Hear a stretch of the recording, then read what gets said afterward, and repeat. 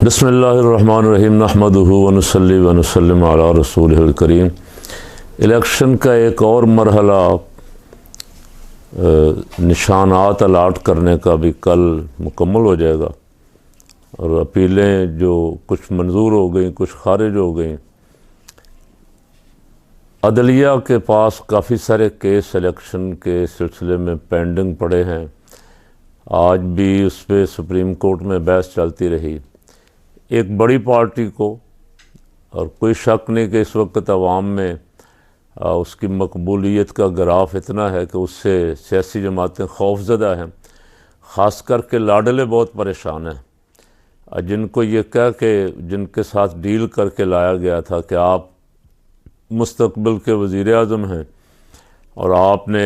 کس کس کو ایکسٹینشن دینی ہے۔ یہ معاملہ سارے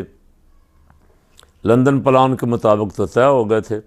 لیکن عوامی پلان انہیں قبول نہیں کر رہا۔ عوام نفرت کا اظہار کر رہے ہیں، عوام بالکل حلقوں میں داخل نہیں ہونے دے رہے خواجہ آصف اور رانا ثناء اللہ اور راجہ ریاض جیسے لوگوں کو، جو کل تک جلسوں میں لوٹے لہرا لہرا کے مریم نواز کہتی تھی کہ لوٹوں کو ووٹ نہیں دینا، ان کی جگہ لیٹرین ہے۔ اب نون لیگ نے اپنے بے انتہا قریبی اور مخلص لوگ جو تھے، جنہوں نے نون لیگ کے لیے ماریں کھائیں، جیلیں بھگتیں، ان کو نظر انداز کر کے لوٹوں کو ٹکٹ دیے۔ تو اب جب وہ لوٹے جائیں گے عوام کے سامنے اور مریم نواز کی تقریریں بھی چلا دیں گے وہ مخالف امیدوار، تو ان کے پلے کیا رہ جائے گا بیچاروں کا؟ الیکشن کس چیز، ون سائیڈڈ الیکشن ہو گیا، اور خود کر دیا نون لیگ نے اپنی حرکتوں سے یہ 15-16 مہینے جو حکومت کی ہے، اور اس کے بعد مسلسل جو سیاسی مخالفین کے خلاف اقدامات کیے ہیں، اس سے الیکشن ون سائیڈڈ کر دیا۔ اب تو ایک ہی رستہ رہ گیا ہے کہ قاضی فائز عیسیٰ صاحب لڑ تو رہے ہیں جنگ ان کی، اور بڑی دھڑلے سے لڑ رہے ہیں، ہر مخالف کو منٹ میں فارغ کر دیتے ہیں، اور مخالف کے سامنے خود اپنے لاڈلوں کے وکیل بن جاتے ہیں۔ انہیں یاد نہیں رہتا کہ میں چیف جسٹس ہوں، میں نے بینچ چلانا ہے، میں نے لیول پلینگ فیلڈ دینی ہے دونوں کو، وہ یک طرفہ ہو جاتے ہیں۔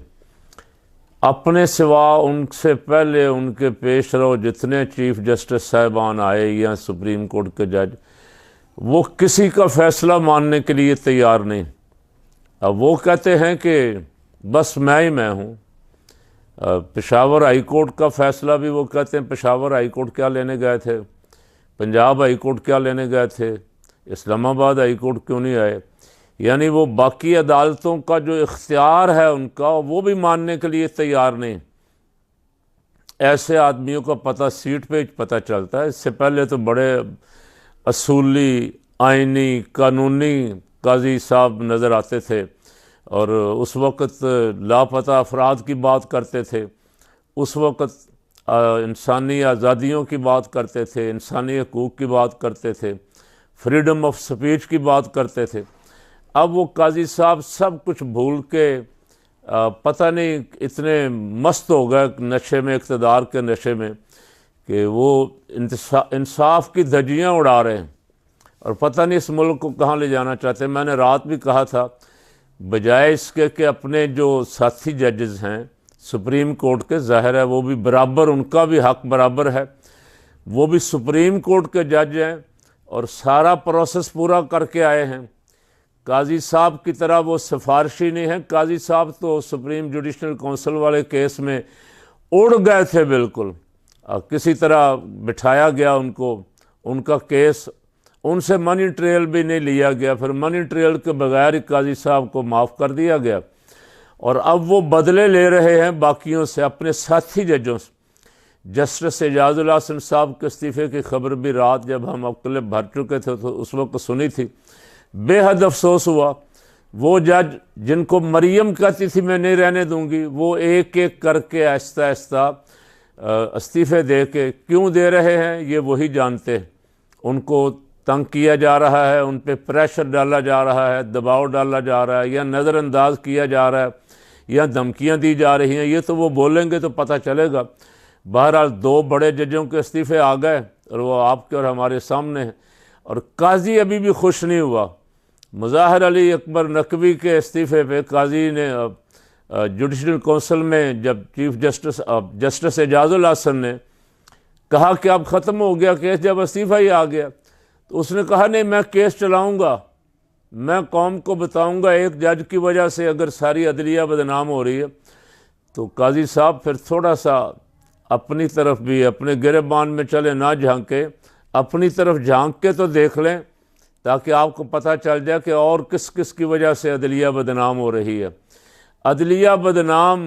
وہ کیا پتہ نہیں، ایک گانا تھا منی بدنام ہوئی تیرے لیے، تو یہ قاضی القضاء منی کے لیے بدنام ہو رہا ہے۔ اس کو اپنی عدالتوں کو بچانا چاہیے تھا، احترام کا، اپنی عدالتوں کا احترام کا خیال رکھنا چاہیے تھا۔ اگر کل اپنے چیف جسٹس وہاں کے پشاور ہائی کورٹ کے وہاں کے ججز، وہاں جو بینچ بنا تھا وہ ایک دو ٹوک فیصلہ دے چکا، قاضی اگر اس کے خلاف فیصلہ دیتا ہے تو پھر قاضی صاحب کی کریڈیبلٹی کیا رہ جائے گی، پھر عدالتوں کا احترام کیا رہ جائے گا۔ تو پھر میں نے تو یہی کہا تھا کہ آپ مجبور کر رہے ہیں، آج بھی میں نے تھوڑا سا سنا لائیو، ججوں کو بولنے، اپنے وکیلوں کو بولنے نہیں دے رہے، آپ بیٹھے ہیں، آپ بیٹھے ہیں، آپ کو کیوں آپ کا کوئی حق ابھی نہیں ہے، آپ کو سنیں گے بعد میں دیکھیں گے،